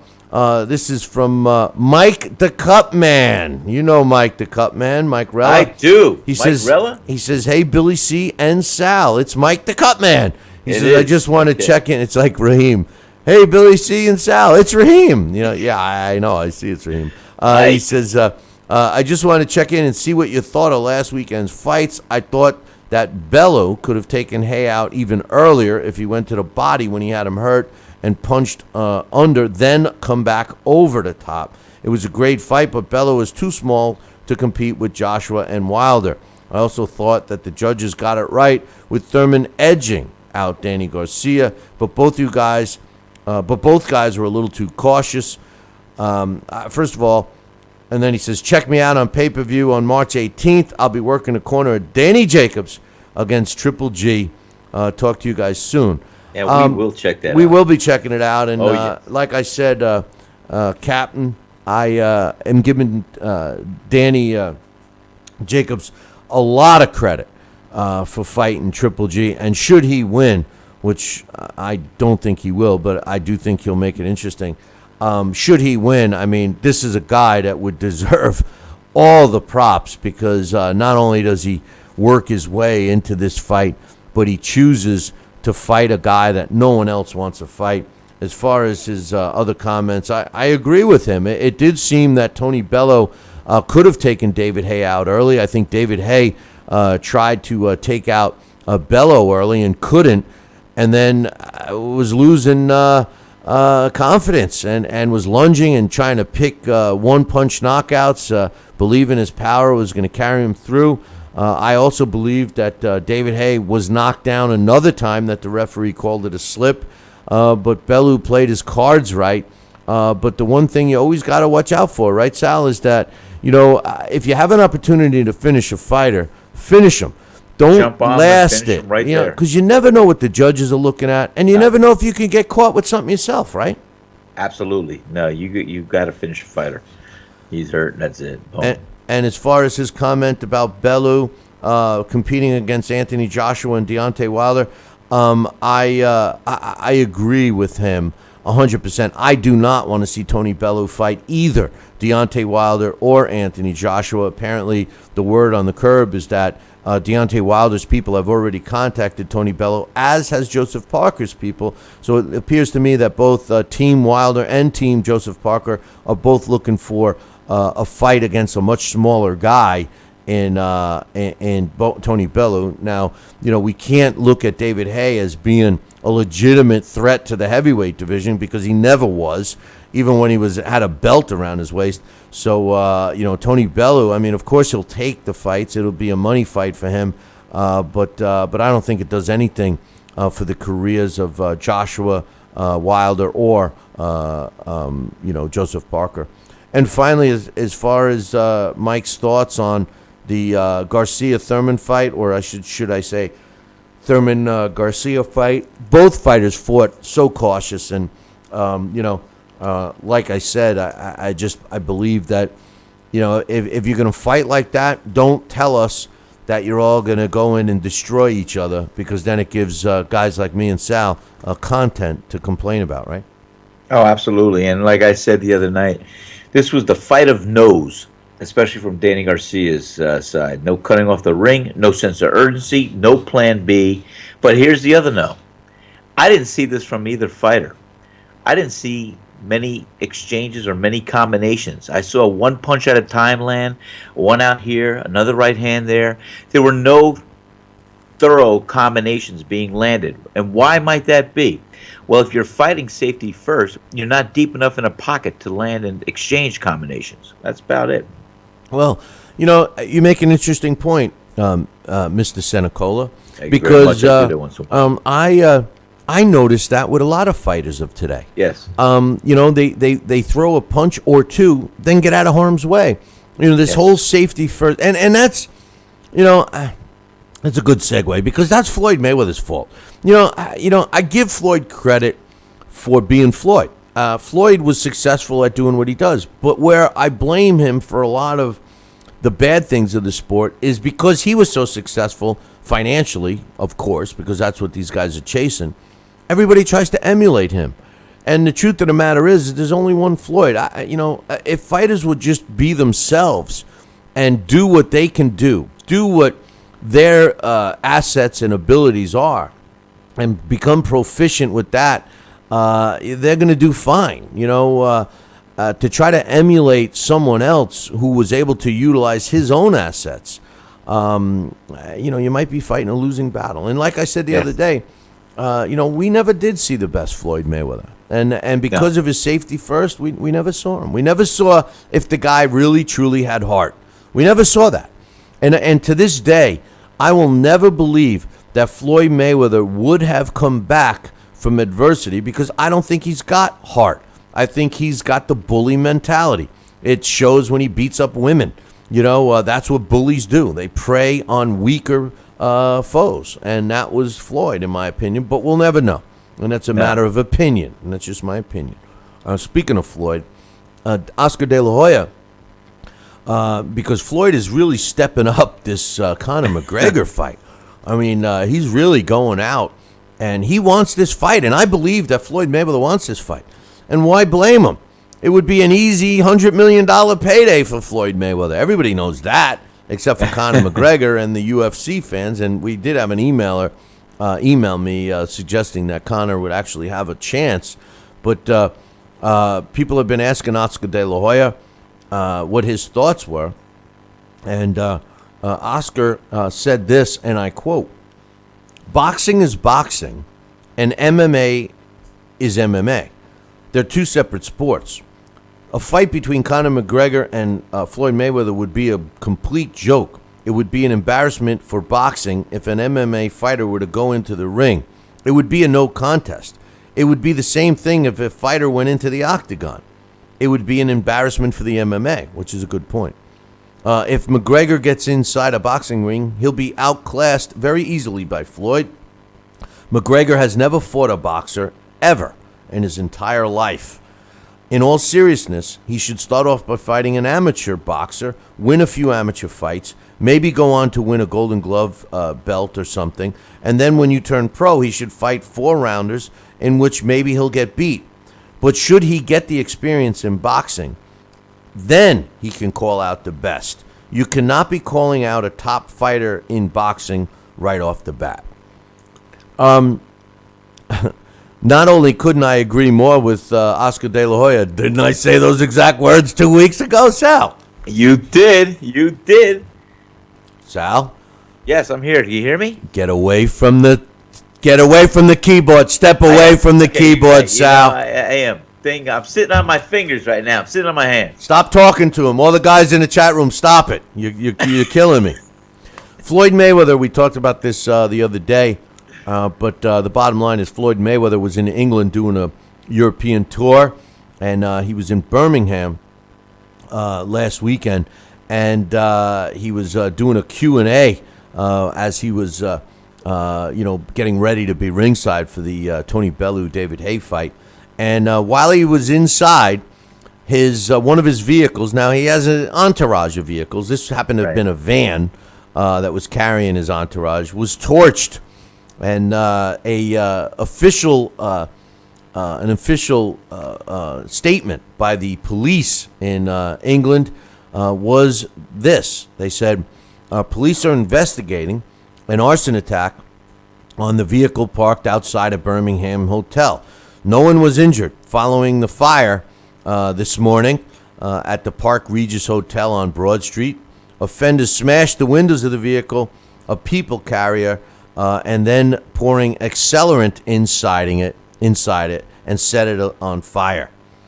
All I could say is, hey, apparently the people in England love Floyd Mayweather as much as I do. Not that I would burn anything of his, but it just goes to show you, not everyone will like you, and Floyd's not really a likable guy, to be honest with you. I think, if I was Floyd, well, obviously I'm not, but, if he sent me some money, I'd be his buddy. But the truth of the matter is I'm Floyd. He's got a good thing going with Mayweather Promotions right now.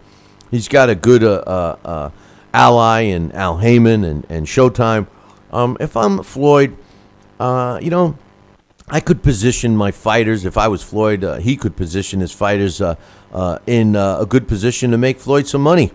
I know Floyd is looking for the big bucks now, but even Floyd can't piss away all the money he should have saved up by now. What do you think? I don't know. I'll tell you what.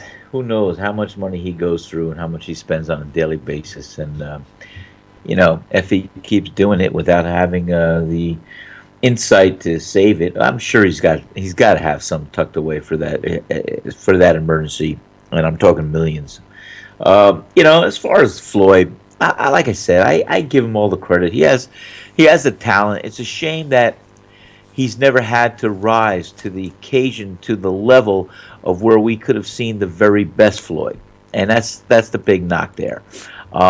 Because I think, had he chosen the best opponents, the most exciting fighters, we might have gotten a chance to see the very best of Floyd Mayweather.